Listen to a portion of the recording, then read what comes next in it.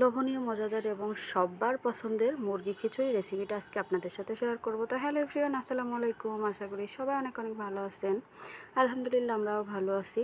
তো প্রথমে শাশুড়ি মা সব ধরনের গোটা মশলার সাথে পেঁয়াজ মরিচ ভেজে তার সাথে ডালটাও সুন্দর মতো করে ভেজে নিচ্ছিল। ওই দিন কিন্তু বারবারই কারেন্ট যাচ্ছিল, যার কারণে রাইস কুকারে বসালেও পরে কারেন্ট চলে যায়। এর জন্য রাইস কুকারের পটটা দিয়েই গ্যাসে বসিয়ে দেয়। ডালটা সুন্দর মতো করে ভাজা হয়ে গেলে তার মধ্যে দিয়ে দেয় ধুয়ে রাখা চাল আর ডাল দুটাই খুব সুন্দর করে ভেজে নিতে হবে।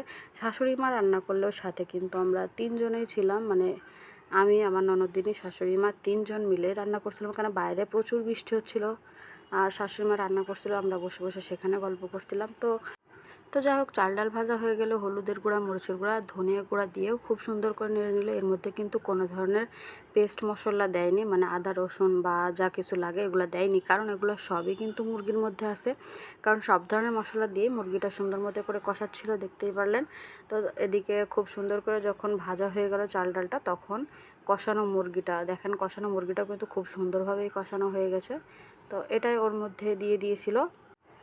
যে কোনো রান্নাই কিন্তু কষানোর উপর ডিপেন্ড করে। কষানোটা বেশি ভালো হলে খেতেও ভীষণ মজাদার হয়।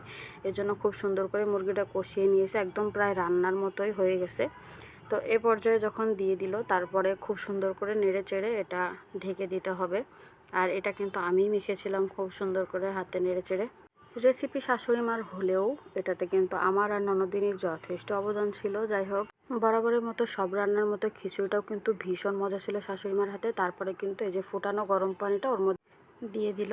পানি দেওয়ার পরপরই কিন্তু কারেন্ট চলে আসে। তখন আবারও এই পটটা তুলে শাশুড়ি মা রাইস কুকারে দিয়ে দেয়। দিয়ে ঢাকা দিয়ে দিলে রান্নাটা কিন্তু কমপ্লিট হয়ে যায়। এই যে রান্নাটা খুব সুন্দরভাবে কমপ্লিট হয়ে গেছে। পুরো ভিডিওটা দেখাতে পারি না, কারণ রাইস কুকারে ফুটতেছিল, এটা আর তুলে দেখি না, হাতে ভাপ লাগবে দেখে। রান্নাটা শেষ হওয়ার সাথে সাথে কিন্তু আমরা সবাই খেয়েছিলাম, কারণ বৃষ্টির দিন ছিল আর গরম গরম খিচুড়ি খাওয়ার মজাটাই আলাদা।